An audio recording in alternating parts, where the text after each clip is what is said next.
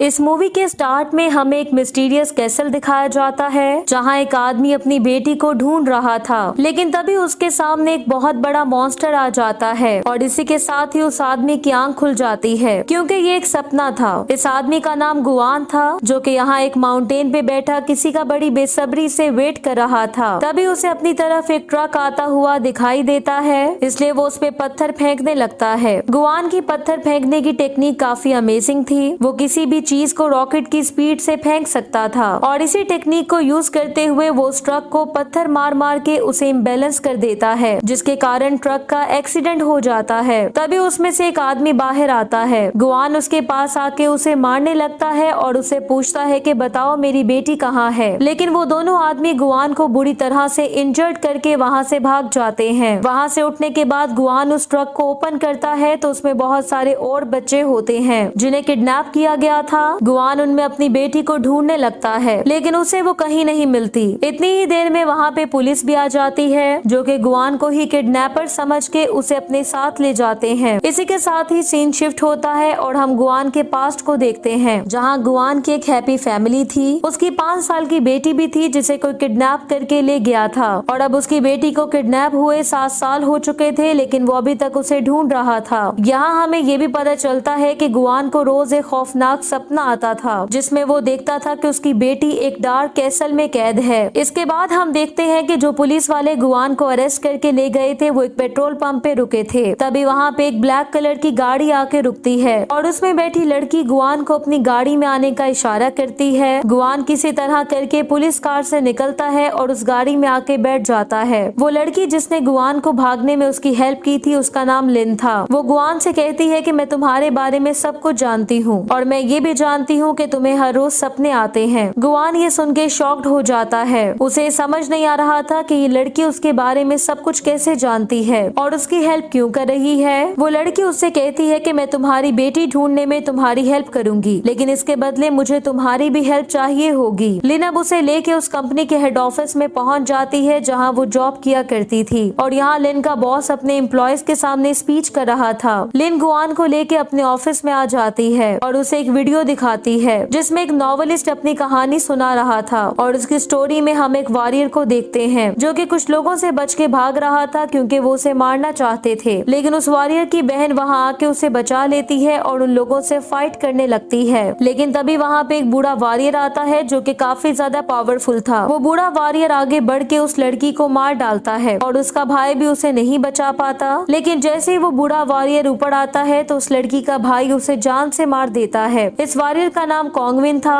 तभी उस बूढ़े वॉरियर की बॉडी पर लगी हुई शील्ड उतर के कॉन्गविन की बॉडी पे लग जाती है। वो शील्ड असल में जिंदा थी और जैसे ही वो पूरी तरह से कॉन्गविन की बॉडी पे चिपक जाती है तो उसमें से एक आंख बाहर निकलती है जो कि कॉन्गविन का खून पीने लगती है और कॉन्गविन से कहती है कि अगर तुम उस मॉन्स्टर को मारने जा रहे हो तो तुम मेरे साथ ही वहाँ जाना। इसी के साथ ही सीन प्रेजेंट टाइम में शिफ्ट हो जाता है जहाँ लिन का बॉस भी सब लोगों को स्टोरी के बारे में बता रहा था, लेकिन तभी लिन का बॉस अचानक से गिर के बेहोश हो जाता है। ये देखकर लिन गुआन को बताती है कि जो बुक लिखी जा रही थी उसके नॉवल के अंत में ये वॉरियर यानी कि कॉन्गविन उस मॉन्स्टर को मार देगा, लेकिन पता नहीं क्यों उस नॉवेलिस्ट की स्टोरी का उसके बॉस की रियल लाइफ पे भी इफेक्ट हो रहा है। लिन उसे बताती है कि जो लड़का नॉवल लिख रहा है वो रोज लाइव आता है और अपने नॉवल के कुछ पेजेस रोज रीड करता है। कुछ ही दिनों में वो नॉवल के अंदर उस मॉन्स्टर को मारने वाला है, लेकिन अजीब बात यह है कि नॉवल में जब जब उस मॉन्स्टर को मारने की बात आती है तो मेरे बॉस भी बेहोश हो जाते हैं। इसलिए अगर नॉवल के एंड में उस मॉन्स्टर को मार दिया गया तो इससे हमारे बॉस की जान भी खतरे में होगी। लिन गुआन को कहती है कि स्टोरी का एंड होने से पहले तुम्हें मेरी हेल्प करनी होगी और इसके बदले मैं तुम्हारी बेटी ढूंढने में तुम्हारी हेल्प करूंगी। हमने 5 लड़कियां ढूंढ भी ली हैं और यकीनन इनमें से एक तुम्हारी ही बेटी है जो कि डीएनए से पता चल ही जाएगा। लिन उससे कहती है कि ये नॉवेलिस्ट दूसरे शहर में रहता है और तुम्हारा काम इस नॉवेलिस्ट को मारना है। अब गुआन अपनी बेटी को बचाने के लिए दूसरे शहर में पहुंच जाता है और नॉवेलिस्ट का पीछा करने लगता है। वो नॉवेलिस्ट जब उसे देखता है तो उसे लगता है कि शायद वो उसका बहुत बड़ा फैन है और इस वजह से वो काफी ज्यादा खुश हो जाता है। अब गुआन और नॉवेलिस्ट के बीच अच्छी खासी दोस्ती हो जाती है। एक दिन जब गुआन नॉवेलिस्ट से मिलने आता है तो वो अपनी डायरी वहीं छोड़ के वहाँ से चला जाता है। वो नॉवेलिस्ट उस डायरी को उठा लेता है। इस डायरी के अंदर गुआन के कई सारे ड्रीम्स के बारे में लिखा हुआ था। नॉवेलिस्ट को डायरी पढ़ने के बाद वो सब चीजें अपनी स्टोरी से रिलेट करती हुई दिखाई देती देती हैं और वो इन ड्रीम से इंस्पायर होकर अपने नॉवल के अंदर भी ऐसा कुछ लिखने का डिसाइड करता है। इसी के साथ ही नॉवेलिस्ट अपनी कहानी कंटिन्यू करता है कि कॉन्गविन मॉन्स्टर को ढूंढने के लिए निकल पड़ा था। उस मॉन्स्टर का नाम लॉर्ड रेडमैन था, जो कि इनफैक्ट एक किंगडम का किंग था। कॉन्गविन एक फेस्टिवल के टाइम पे वहाँ पहुँच जाता है। तभी उसके सूट में लगी हुई आंख उसे बताती है कि इस किंगडम का राजा पहले कोई और था और रेडमैन यहाँ का एक सोल्जर हुआ करता था, लेकिन रेडमैन ने ब्लैक मैजिक करके असली किंग को मार डाला और खुद यहाँ का राजा बन गया। रेडमैन यहाँ अपनी पूरी आर्मी को किसी दूसरी किंगडम पे अटैक करने का कहता है। रेडमैन की बहुत बड़ी आर्मी थी जो कि दूसरे किंगडम पे अटैक करके वहाँ के सब लोगों को मार डालते हैं, जिसके बाद उसकी आर्मी के सोल्जर्स उस शहर को लूटने लगते हैं। इसके बाद हमें प्रेजेंट का सीन दिखाया जाता है, जहाँ गुआन अभी भी उस नॉवेलिस्ट के शहर में ही था। गुआन की जब आंख खुलती है तो उसके सामने लिन आती है, जो कि उसे बहुत बुरे तरीके से मारने लगती है। वो उससे कहती है कि तुम्हें यहाँ नॉवेलिस्ट को मारने के लिए भेजा गया था, ना कि उससे दोस्ती करने के लिए। लेकिन गुआन अब उससे प्रॉमिस करता है कि वो उस नॉवेलिस्ट को मार देगा और इसीलिए वो एक बार फिर से उसी नॉवेलिस्ट से मिलता है, जो कि गुआन को उसकी डायरी वापस कर देता है और उसे ये भी बताता है कि तुम्हारी डायरी की काफी चीजें मेरे नॉवल से मिलती जुलती हैं और मैंने इसकी कई सारी चीजें अपने नॉवल में भी लिखी हैं। इसी दौरान बातें करते हुए गुआन उस नॉवेलिस्ट को मारने का सोचने लगता है, लेकिन वो ऐसा नहीं कर पाता। इसी दौरान नॉवेलिस्ट एक बार फिर से गुआन की डायरी ले लेता है और आगे की कहानी लिखने लगता है और कहानी फिर से दूसरी दुनिया में शिफ्ट हो जाती है, जहाँ कॉन्गविन किंगडम में एंटर होने ही वाला था कि तभी उसे एक छोटी सी बच्ची दिखाई देती है, जिसके भाई को यहाँ मार दिया गया था। कॉन्गविन उस बच्ची के भाई को दफनाने में उसकी हेल्प करता है। अपने भाई को दफनाने के बाद वो बच्ची यहाँ फ्लूट बजाने लगती है, जिसकी आवाज सुनते ही यहाँ पे रेडमैन का एक सोल्जर पहुँच जाता है, जिसे देखकर कॉन्गविन उस बच्ची को बचाने लगता है। वो सोल्जर से फाइट करने की भी कोशिश करता है, लेकिन उस सोल्जर पे कॉन्गविन के अटैक्स का कोई असर नहीं होता। पर तभी वहाँ पे शाम होने लगती है, जिससे उन वॉरियर्स की ताकत कम हो जाती है, जिससे हमें पता चलता है कि रात होते ही रेडमैन के वॉरियर्स फ्रीज हो जाते हैं और कुछ भी नहीं कर पाते। और इसी चीज का फायदा उठाते हुए कॉन्गविन बच्ची को लेकर वहाँ से भाग जाता है। दूसरी तरफ रियल लाइफ में गुआन अब पक्का इरादा कर चुका था कि अगर वो अपनी बेटी को बचाना चाहता है तो उसे इस नॉवेलिस्ट को मारना ही होगा। इसलिए गुआन पत्थर लेके उस नॉवेलिस्ट को मारने लगता है, जिसके कारण वो वहीं गिर के बेहोश हो जाता है। अब इससे पहले कि गुआन उसे जान से मारता कि तभी उसे वहाँ पे किसी गाने की आवाज सुनाई देती है और ये वही गाना था जो कि उसने अपनी बेटी को सिखाया था। इस आवाज को फॉलो करते हुए गुआन एक बच्चे तक पहुँच जाता है और उससे पूछने लगता है कि ये गाना तुमने कहाँ पे सुना था। गुआन को लग रहा था कि शायद वो बच्चा उसकी बेटी को जानता होगा, इसलिए गुआन बड़े गुस्से के अंदर उस बच्चे से अपनी बेटी के बारे में पूछने लगता है। वो बच्चा काफी डर जाता है और गुआन को धक्का देके वहाँ से भाग जाता है। गुआन भी उस बच्चे को फॉलो करते हुए एक ऐसी जगह पे पहुँच जाता है जहाँ उसे अपनी बेटी का किडनैपर दिखाई देता है। गुआन उस पे पत्थरों से अटैक कर देता है और उससे अपनी बेटी के बारे में पूछने लगता है। वो किडनैपर उसे बताता है कि वो मेरी पहली किडनैपिंग थी और मुझे नहीं पता था कि बेहोश करने के लिए मुझे इस बच्ची को कितनी डोज इंजेक्ट करनी है और डोज ज्यादा हो जाने के कारण वो बच्ची वहीं पे मर गई थी, इसलिए मैं उसे वहीं छोड़ के वहाँ से भाग गया था। गुआन ये सुन के अपने आप को कंट्रोल नहीं कर पाता और वो उस आदमी को मारने ही वाला था कि तभी वहाँ पे लिन आ जाती है और उसे अपनी गाड़ी में ले आती है। इसी दौरान वो किडनैपर वहाँ से भाग गया था। लिन गुआन से कहती है कि मैं तुम्हारी हेल्प करूंगी, लेकिन इसके लिए तुम्हें इस नॉवेलिस्ट को मारना होगा, जिस पर गुआन उससे कहता है कि अगर तुम मुझे वो किडनैपर ला के दे दोगी तो मैं भी उस नॉवेलिस्ट को मार दूंगा। इसी दौरान लिन का बॉस भी वहाँ पहुँच चुका था और वो लिन से कहता है कि अगर मेरी मजबूरी नहीं होती तो मैं तुम्हें ये काम कभी न कहता। ये सुनकर लिन काफी ज्यादा उदास हो जाती है, क्योंकि वो अपने बॉस को अपने फादर के जैसा मानती थी और उनके लिए कुछ भी कर सकती थी। इसके बाद सीन फिर से दूसरी दुनिया में शिफ्ट हो जाता है। कॉन्गविन और वो बच्ची एक साथ किंगडम की गलियों में घूम रहे थे, जहाँ हर तरफ डेड बॉडीज पड़ी हुई थी, लेकिन तभी कुछ जिंदा लोग उन पे अटैक करने लगते हैं। इसी दौरान कॉन्गविन की बॉडी पे लगी हुई शील्ड उसे बचाने के लिए बाहर आ जाती है। वो शील्ड अब एक क्रिएचर में बदल चुकी थी, जो कि उन लोगों से फाइट करने लगती है और कुछ ही देर में उन लोगों को मारने के बाद वो फिर से कॉन्गविन की बॉडी पे वापस आ जाती है। दूसरी तरफ नॉवेलिस्ट को होश आ चुका था, लेकिन उसे ये नहीं पता था कि उस पे अटैक गुआन ने किया था। वो नॉवेलिस्ट अब अपने नॉवल को कंटिन्यू नहीं करना चाहता था, क्योंकि उस नॉवल की वजह से उसे कई सारे प्रॉब्लम्स का सामना करना पड़ रहा था। तभी वो गुआन को ये भी बताता है कि मेरे नॉवल के अंदर तुम्हारा और तुम्हारी बेटी दोनों का जिक्र है। गुआन जब उस नॉवल को देखता है तो उसे पता चलता है कि कॉन्गविन के साथ जो बच्ची थी वो उसकी ही बेटी थी, जो कि अपने पेरेंट्स को ढूंढ रही थी और जिस वॉरियर ने उन पे अटैक किया था वो और कोई नहीं बल्कि तुम ही थे, जो कि वहाँ सिर्फ अपनी बेटी को बचाने के लिए आया था। ये सुनकर गुआन उस नॉवेलिस्ट से अपना नॉवल कंप्लीट करने की रिक्वेस्ट करने लगता है, क्योंकि वो जो कुछ भी अपने नॉवल में लिखता था वो रियलिटी में भी हो रहा था और इस तरह वो अपनी बेटी को भी ढूंढ सकता था। लेकिन उस नॉवेलिस्ट के पास अब कोई होप नहीं बची थी, इसलिए पहले तो वो उस नॉवल को कंप्लीट करने से मना कर देता है, लेकिन फिर वो गुआन की बेटी की खातिर मान जाता है। इसके बाद वो दोनों नॉवेलिस्ट के घर आ जाते हैं, जहाँ गुआन को लिन के बॉस की पिक्चर दिखाई देती है। गुआन जब उसके बारे में नॉवेलिस्ट से पूछता है तो वो उसे बताता है कि ये आदमी और मेरे फादर बहुत अच्छे दोस्त हुआ करते थे, लेकिन फिर मेरे फादर की मिस्टीरियस तरीके से डेथ हो गई। लिन भी गुआन का पीछा करते हुए वहाँ पहुँच चुकी थी और वो इन दोनों की सारी बातें सुन लेती है, जिससे उसे ये रियलाइज हो जाता है कि उसका बॉस उससे अब तक झूठ बोल रहा था कि ये नॉवेलिस्ट उन्हें मारना चाहता है। इसलिए वो अपने बॉस को कॉल करके उनसे कहती है कि मैंने लाइफ में सबसे ज्यादा ट्रस्ट आप पे ही किया था और आपने भी मुझे धोखा दिया है, इसलिए मैं इस सारे काम को छोड़ना चाहती हूँ। असल में लिन को पता चल चुका था कि उसके बॉस ने ही नॉवेलिस्ट के फादर को मारा था, जो कि उसका बिजनेस पार्टनर था। इसी वजह से अब वो नॉवेलिस्ट को भी मारना चाहता था और उसके बॉस का बीमार होना किसी तरह से भी मॉन्स्टर से लिंक नहीं था।